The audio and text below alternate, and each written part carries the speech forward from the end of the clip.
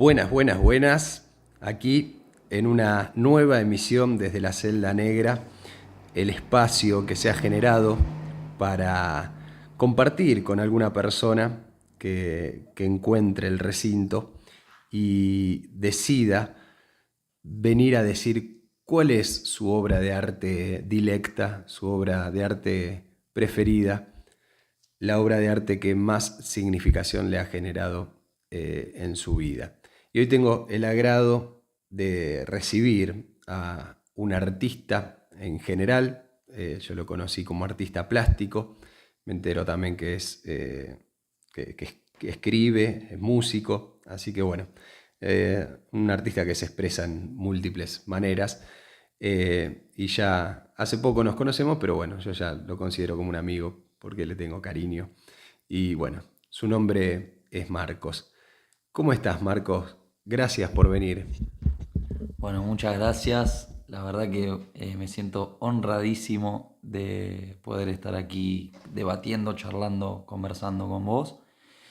Y obviamente valoro eh, el aprecio que veo que me tenés y obviamente también acepto la amistad, porque no lo habíamos formalizado quizás, pero ahora que lo escucho de tu boca de decir que somos amigos y demás, o que me consideras amigo, la verdad que lo valoro muchísimo y creo que muy rápidamente nos tomamos cariño y creo que es lindo cuando se cruzan dos personas que tienen intereses similares o mismo que veo que tenemos códigos para charlar y para debatir muy parecidos y como que independientemente de cuál sea la línea de pensamiento oculta en el corazón o en la cabeza de cada uno, siento que desde que nos conocimos hubo siempre un canal de comunicación muy sano, muy respetuoso y valoro mucho yo eso, la verdad, sobre todo en estos tiempos en los que hay veces que es difícil conversar con respeto y conversar como aceptando al otro, valorando lo que tiene el otro para aportar y demás. Así que siento que tenemos un debate enriquecedor y lo agradezco. Bueno, gracias, gracias, Marcos, por haberte tomado el trabajo de encontrar este lugar y aceptar la invitación. Y resulta que una de las consignas recurrentes que tenemos acá en este espacio es elegir esa obra que tanta significación tiene. Y resulta que has elegido una de las grandes obras de la literatura universal, una obra magna que tanto placer nos ha dado a todo aquel que la ha leído. ¿Querés contarnos cuál es esa obra y por qué elegiste dicha obra? Sí, la obra es Watchmen. Entiendo que en español se le llaman también Los Vigilantes, pero sería como, bueno, quizás Los Observadores o simplemente Observadores, no sé. Pero bueno, más allá de eso, es una obra de Alan Moore y Dave Gibbons de 1985. Es un cómic que entiendo que salió en 10 números y después se recopiló como novela gráfica. Yo lo que adquirí fue en 2013 esta copia que tenemos acá enfrente, que ya viene como recopilada, así que obviamente tenés los números y está indicada el número de página original de, del issue, digamos, pero bueno, sí se termina compendiando como novela y de hecho es reconocida como una de las 100 novelas más importantes de la revista Time. No es un detalle menor, no es un detalle menor. Es un dato importante y sobre todo para lo que a uno personalmente le significó. Yo entiendo que, bueno, acá introducís el término de novela, esta concepción de novela gráfica, donde se cuenta una historia a través de diálogos y dibujos y pequeños gráficos, eh, pequeño digo en formato, pero bueno, de una elaboración muy compleja. Pero entiendo también que ha habido muchísimas novelas gráficas en la historia del cómic, del noveno arte, como algunos lo suelen llamar. Entonces, la pregunta que me hago es, ¿por qué, Marcos, elegiste puntualmente Watchmen, esta novela gráfica que tenemos acá entre manos?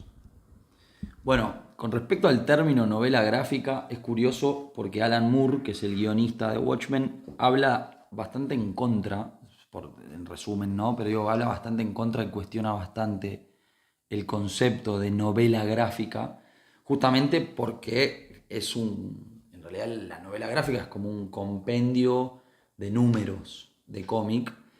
Históricamente el cómic se conseguía en las revistas Pulp, o sea, la revistería Pulp, donde se cruzaban los nerds o los freaks de antaño y los niños. Y a partir de los años 80, ya sea tanto por Watchmen como por 300, como por Sin City y distintos cómics que en ese caso son de Frank Miller, pero también en el retorno del Caballero Oscuro, en ese tipo de cómics, a partir de los 80, ¿no? No son todos estos cómics de los 80, pero como a partir de... el Caballero sí es de los 80, pero los otros dos no estoy seguro. 300 no sé si es más contemporáneo. Pero bueno, el punto es que el cómic pasó a estar en otra repisa. O sea, salió de la repisa de revistería Pulp y salió del issue, del número, y pasó a estar en la misma repisa con otras novelas, con, no sé, 2000 leguas de viaje submarino o lo que sea, ¿se entiende? Yo, cuando me comentaste que ibas a elegir esta obra, una de las cosas que me vino a la memoria es una entrevista que le hacían a una artista española que mostraba su biblioteca y decía, le preguntaban, bueno, ¿cuál es el libro, el mejor libro que tenés acá en tu biblioteca? Y ella eligió Watchmen y dijo, mencionó a Alan Moore como su escritor preferido. Y entonces, no pudiendo concebir esa respuesta, el entrevistador le dice, no, pero sacando los cómics, digo en general. Y ella reafirma, sí, sí, en general. O sea, esta literatura es la que hace una transformación a la hora de leer este noveno arte. Watchmen, El regreso del Caballero Oscuro que mencionabas recién, un poquito más adelante La broma asesina de Killing Joke, bueno, y varias más que transforman la manera de leer el cómic. Ya dejaba de ser apuntado a un público o quizá el prejuicio de creer que tenía menos valor un cómic para tener una densidad literaria y un fondo y una forma de mucha elaboración. Y eso lo encontramos en Watchmen, ¿verdad? Sí, lo encontramos en Watchmen, en estas obras que citábamos, y también lo interesante es que históricamente se le bajó el precio, en algún sentido, el precio intelectual o el valor cultural que tiene el cómic, se le ha bajado mucho el precio históricamente hasta la aparición de estos autores que mencionábamos, y a partir de los 80 y los 90 se le subió el precio de golpe también. Entonces empezó a haber un reconocimiento global, no solamente por el cómic en sí, sino también por el manga, que a partir de los 90 empezó a haber animes muy famosos. Entonces pasó a estar dentro de la cultura popular Goku. O sea, o los Simpson, que también son, en su germen, son un cómic. Y a su vez, ya a partir de los 2000, las series, que obviamente hoy en día el 90% de las series, antes, no el 90, pero un porcentaje altísimo antes fueron cómic. La más icónica quizás es Walking Dead, que, o sea, mucha gente entró al cómic a través de Walking Dead en principio de los 2000. Y bueno, ni hablar de hoy en día las series de cualquier plataforma, la gran mayoría son cómics o bueno, en su defecto libros de ciencia ficción, que en el fondo están un poco en el mismo universo, o por lo menos la misma gente que lee ciencia ficción por lo general lee también cómics, y las historias y las tramas son muy parecidas, de bueno, fantasía, ciencia ficción, no sé, especies alienígenas o cuestiones más de ese estilo que siempre se le bajó el precio. No sé por qué, viste, pero digamos, si vos miras los premios Nobel de literatura, no sé si hay un cómic, creo que no. No, Y de fantasía, no sé si hay un premio Nobel. poco. De ciencia ficción, tenés el premio Libélula, tenés el premio Hugo, pero que son exclusivamente de ciencia ficción. No tenés un galardón, y mismo en los Oscar, si se quiere. A ver, tampoco hace falta el barniz de la academia para que un arte sea popular o para que un arte sea reconocido como tal, pero sí habla de un desprecio por parte De la academia. Exacto. Tal cual, tal cual. A mí, Marcos, me interesaría, sí, porque hablamos de Watchmen como una obra fundacional, también en la calidad, en su calidad literaria, ¿no? Vemos una obra de mucha complejidad, de mucho desprendimiento de aristas que van construyendo esta novela, este cómic, esta novela gráfica. ¿Te gustaría contarnos un poco de qué va esta obra? ¿Por qué ha sido tan rupturista? Más allá de la calidad literaria, ¿no? Sino en cuanto a su historia. Sí, me encantaría. Primero, bueno, antes que nada quiero destacar del cómic como género la posibilidad que permite el cómic de ofrecerte todo menos el audio. O sea que eso me parece que es algo que de lo que más me fascinó a mí. ¿Por qué me fascina esto? Porque yo puedo leer el mismo cómic que vos y para vos la voz de Batman está dentro de tu cabeza y para mí la voz de Batman, que es distinta, está dentro de mi cabeza. Y podemos ver la misma explosión juntos. De hecho tenemos el cómic abierto acá y este tipo volando libera un sonido para vos y otro sonido para mí. Y este reloj hace tic-tac de una manera internamente para vos y de otra para mí. Eso es lo que para mí abre la posibilidad de la imaginación sonora, interna. Justo ahora que me decís esto, me trajo a la memoria, mirá, algo que me había olvidado completamente y es otra de las grandes rupturas que hace Alan Moore con sus cómics. Sabía que había pasado con V de Vendetta, que es otro cómic de él. Ahora, repasando este, veo lo mismo, que es que históricamente en los cómics aparecen las onomatopeyas, ¿no? El boom, el pam, el wow, cuando suceden cosas por fuera del diálogo. Y veo que ni en este cómic, ni en V de Vendetta, y supongo entonces que en algún como un estilo personal de Alan Moore, aparecen. Así que uno también no solo recrea las voces y demás, sino los sonidos circundantes en esta novela. Exactamente. Eso es para mí el valor más grande que tiene el cómic, entre otras cosas. Y eso es lo que también muchas veces con el cómic, o sea, como la plasticidad que tiene el cómic, te permite en dos líneas hacer volar a alguien.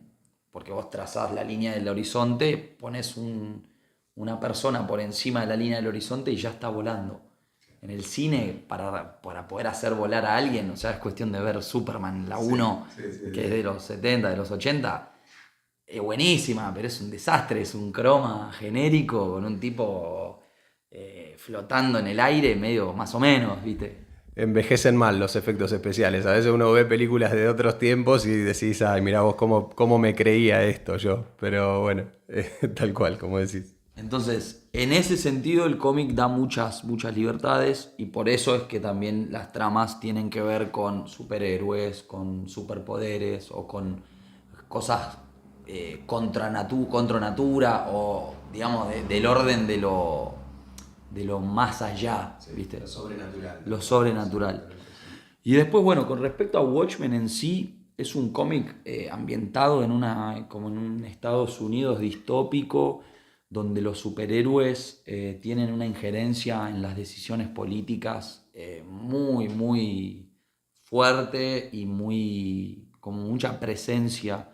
En el caso de Watchmen es en la guerra de Vietnam, o sea, el cómic está ambientado posguerra de Vietnam, pero te cuenta cuestiones de que pasaron en la guerra de Vietnam con lo que vino antes de Watchmen, que eran los Minutemen.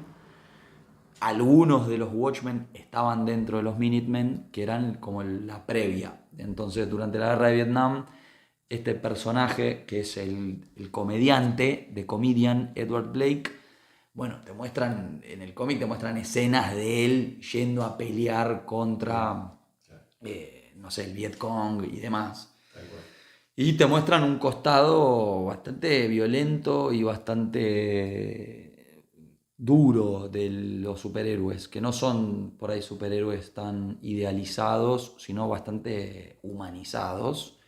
Y bueno, son personajes oscuros, son personajes que tienen un vínculo con la violencia muy complejo y muy, no sé, áspero.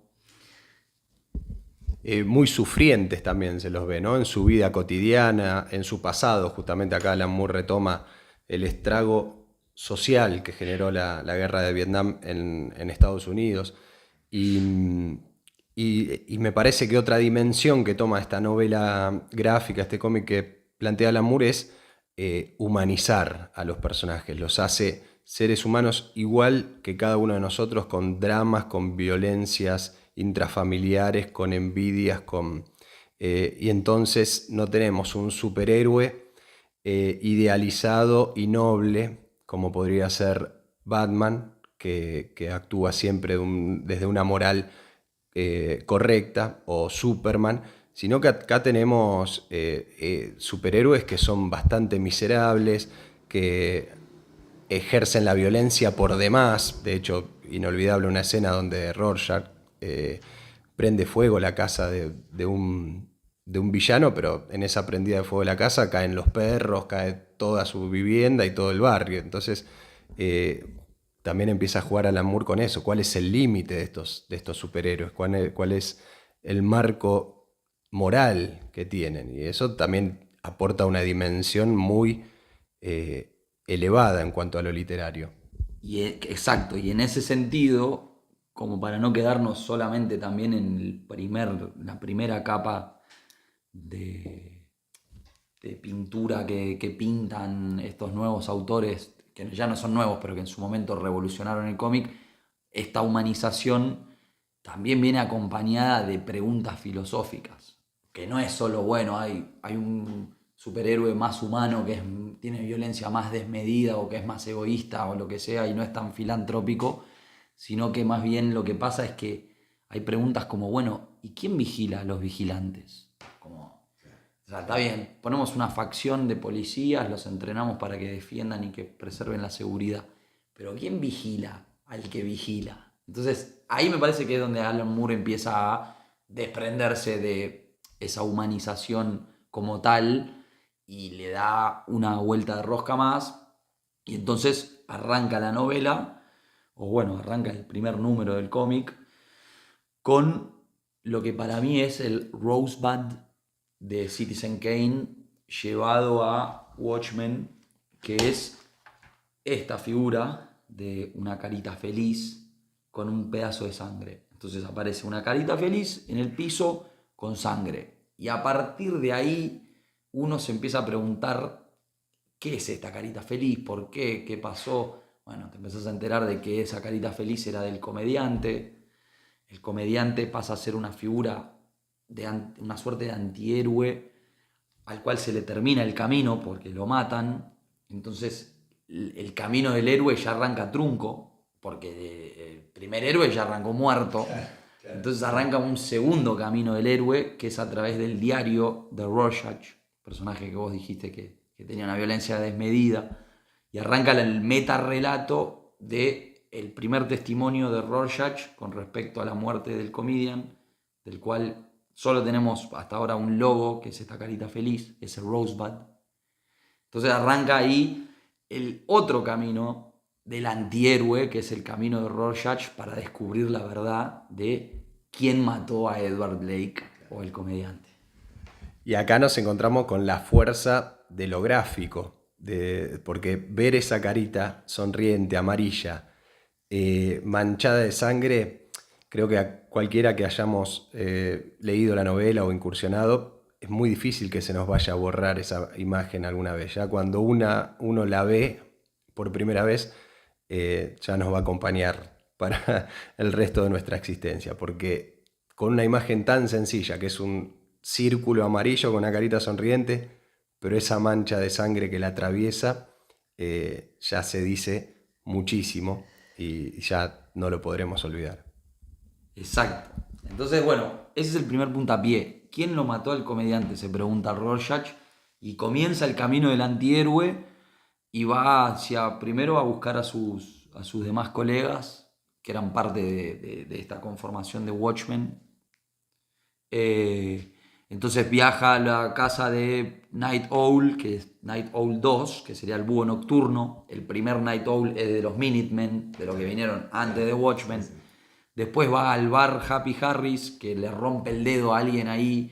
O sea, apenas entra al bar, se encuentra con el barman del comediante, le pregunta si sabe a quién lo mató. Bueno, le rompe el dedo mientras tanto a alguien ahí, el barman le pide por favor que no mate a nadie. Es como todo muy pesado. Después va a visitar a Ozymandias, que sería como esta suerte de Cristiano Ronaldo, como marketinero que vende muñecos de sí mismo. Entonces como que se presentan distintos personajes. Después visita al Doctor Manhattan, que es este tipo que era un científico que cayó adentro de su propia máquina con un reloj y en una cosa medio nuclear terminó siendo un personaje todo azul. ¿Todos estos personajes son creados por Alan Moore o porque acá hablamos de que había un Minute Men previo, pero todos esos personajes tienden a morir o tienden a formar parte de la novela, pero desde una cuestión secundaria? Los protagonistas, este Doctor Manhattan, Rorschach, bueno, ¿son creaciones de Alan Moore o los toma de la editorial DC previamente? Tengo esa duda ahora. En principio entiendo que son creación de él y que lo que sí pasó fue que DC mucho tiempo después, hace un par de años, empezó a sacar las versiones de los Minutemen o de, no sé, hay un personaje que se llama Doomsday Clock, le inventaron todo un arco propio con otros autores y entiendo que Alan Moore tuvo un juicio así bastante polémico con respecto a eso porque él no estaba de acuerdo ni con que hagan una película ni con que saquen estas versiones. Él solo quería que exista esta novela, ni siquiera quería que sea una novela, sino que quería 10 números de un cómic. Él considera que el cómic es un lenguaje en sí mismo, ¿no? Y que transformar el lenguaje del cómic en otro lenguaje es que pierda la calidad. O sea, son artes independientes el cómic y el cine o las series. Entonces, mezclar esas artes hacen que pierdan su calidad. Entiendo, según piensa Lamour, por eso él estuvo siempre en desacuerdo de las adaptaciones de sus obras, más allá de que ha hecho obras totalmente taquilleras en cómic y después sus adaptaciones consecuentes, como V de Venganza o V de Vendetta, se llevó al cine, fue un éxito total, igual que Watchmen, igual que The Killing Joke, que se hizo la animación, pero bueno, él se niega a que aparezca su nombre en los títulos de esas películas. Su canal de comunicación es el cómic y quiere que permanezca ahí su obra. Pero, ¿vos has visto las adaptaciones de esta obra al cine? Sí, sí. De hecho, lo primero que vi de Watchmen fue cuando tenía 13, 14 años en la tele haciendo zapping una escena del Doctor Manhattan cuando se va al planeta solo. No sabía ni qué era. Continué haciendo zapping y por años no supe que era Watchmen. No sabía, o sea, había visto al Doctor Manhattan en la tele. ¿Era un dibujito? Es la película, o sea que es la carne y película, una hueso. escena de la película. Y tiempo después, cuando en 2012, 2013, me cambié de universidad, yo estaba estudiando comunicación social y me cambié a Bellas Artes o a Artes Visuales y vi un tuit de Sebastián De Caro, que es un director de cine y bueno, un fanático del cómic histórico, sí, ¿viste? Sí, fanático de Star Wars y demás. Yo soy muy fanático de Star Wars. Y vi que alguien le preguntaba cuál es el mejor acceso al cómic, ¿viste? Como el punto de partida para empezar a leer cómic. Y el tipo respondía al toque como, bueno, lo mejor para mí es arrancar con Watchmen y qué sé yo. Yo en realidad había leído cómics de chico de Superman, de Batman, de Spider-Man, pero números sueltos de ir a la calle Corrientes en el 1 a 1 que salía 1 peso un cómic. Tal cual, sí, Y sí. mi viejo me daba, no sé, 10 pesos y me compraba, sí, y me traía de todo. Páginas, 20 y pico de Exacto, sí. Así que, bueno, eso fue mi entrada a la obra. Arranca con la vara alta, ¿no? Recomendando Watchmen, porque yo me imagino que para un adolescente, un niño, es una lectura compleja, extensa también, es una compilación de 10 cómics, así que serán unas 300 páginas. Y aparte de la complejidad que tiene la obra en cuanto a la trama y a los protagonistas, también tiene como agregados que están por fuera de la novela gráfica, donde aparecen dossiers periodísticos, entrevistas. Son agregados para textos que incorpora Alan Moore a la obra, que lo hace aún mucho más compleja, porque ahí tenemos todo un entramado espacio-temporal, porque algunas situaciones están en el contexto de lo que sucede en la novela y otras son anteriores, son apartados periodísticos de notas anteriores o entrevistas que se le hace a los mismos héroes en un diario, como si fuesen personas del mundo real que habitamos nosotros. Entonces va dotando de una complejidad cada vez mayor que entiendo que hace que sea una lectura apasionante, pero compleja. Sí, en ese sentido, Alan Moore en general, no siempre, pero es muy del meta-relato, ¿viste? O mete a alguien... Bueno, hay varias voces en Watchmen, como decíamos, está el diario de Rorschach, que sería como el primer meta-relato, que es como la voz introductoria y el relator. Pero después están todos estos dossiers de los que hablas vos, por ejemplo, el diario de Hollis Mason, que es otro personaje que en realidad es el Búho Nocturno 1. Ah, claro, y que, de los Minutemen, ¿no? Claro, de los Claro. Minutemen. Entonces el Búho Nocturno 1 te cuenta su historia y su versión de quién era el comedian. Y habla de el comedian como un tipo despreciable, como alguien muy violento, como alguien que quiso violar a Silk Spectre, que sería Espectro de Seda 1, que es la madre de Silk Spectre 2, que una era de Minutemen, la otra de Watchmen. Entonces como que también este misterio, este Rosebud que dije yo de Citizen Kane, ¿viste? Esta primera escena que te deja la carita feliz amarilla con sangre, te hace cuestionar, te genera todo un misterio y lo vuelve medio thriller psicológico, pero también lo vuelve medio como novela negra, ¿viste? Como novela de policial negro, violento. Y entonces, bueno, nada. Es apasionante cómo va incorporando los distintos puntos de vista, ¿no? Porque para algunos el comediante tendrá algunas características y será un héroe, un salvador, y para otros será un perverso, con rasgos, qué sé yo, psicopáticos. Como que aporta eso también a la Moore, le da dentro de una misma obra los distintos puntos de vista que no era habitual en los cómics, antes de eso. Los cómics era el bueno es el bueno, el malo es el malo, y ahí cada uno elige dónde pararse. Acá se va difuminando y los buenos son perversos y los malos tienen cierto grado de bondad también, o de que solo quiere que los quieran. Eh, Inclusive en la broma asesina, cuando uno hacía el recorrido de la historia de Batman y el Joker, siempre se para desde un lugar. Alan Moore en la broma asesina lo humaniza al Joker y trata de dar una explicación a por qué el Joker es así. Entonces es algo bastante recurrente esto desde los puntos de vista y en definitiva, según quien lo mire, es la mirada que tenemos del personaje. Lo interesante de Alan Moore es que acá pone todas las miradas sobre la mesa. Marco, yo diría, transcurrido ya esta charla, que invitemos a la gente que no lo ha leído a que vaya a leer urgentemente esta obra. Y a los que lo hemos leído, algo que hacemos habitualmente, que es incurrir nuevamente en la lectura de esta obra, que vale la pena siempre leerla varias veces. Sí, me parece que vale mucho la pena y que cualquier persona que tenga alguna inquietud literaria de cualquier tipo Para mí es una obra maestra de la literatura universal. Y bueno, lo único es eso, que a medida que pasa el tiempo, estos tipos de cómics se vuelven un poco menos accesibles.